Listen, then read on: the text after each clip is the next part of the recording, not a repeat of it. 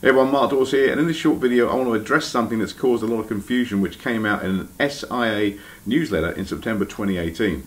Now in that newsletter they had an article on vascular restraint, and there's a paragraph in that article that's obviously caused a lot of confusion because a lot of people have emailed me and called me on this.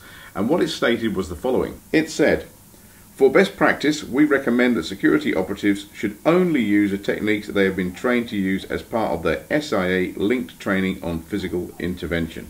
Now, as you can imagine, a lot of people got very concerned about that, and obviously they've been in touch with me and saying, is that all we can do? You know, because the scope of the SIA PI module is low-level intervention and non-aggressive defence.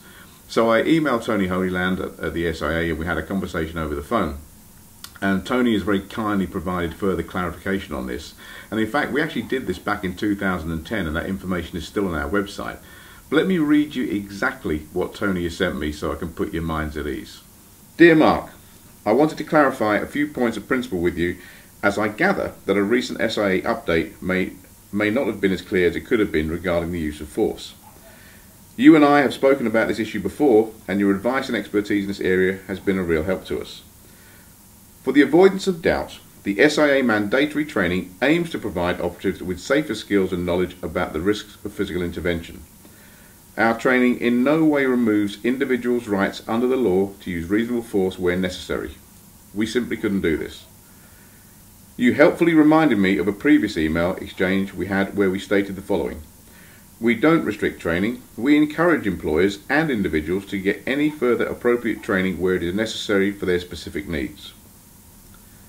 In terms of the legislation, we say that the license link qualification in no way changes the obligation of an individual to act in accordance with the law on the use of force that applies to any private citizen, and that the training does not change the employer's legal obligations with regard to ensuring the safety and security of customers and employees.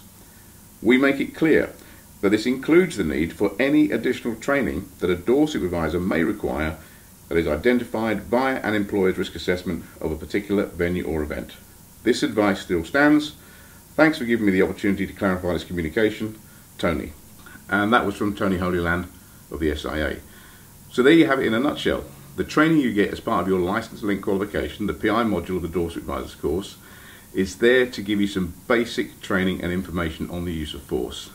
But it doesn't remove your rights under common and statute law, and if an employer or a venue identify there is a need for further training as part of their risk assessment, then that training should be given, and that's consistent with good health and safety legislation. Well, I hope that clarifies it for you, and I hope that puts a lot of minds at rest. And if you have any questions, get in touch, and if you want to leave a comment, you know, a nice one that is, then leave a comment underneath. Thanks ever so much for watching, and I'll speak to you soon.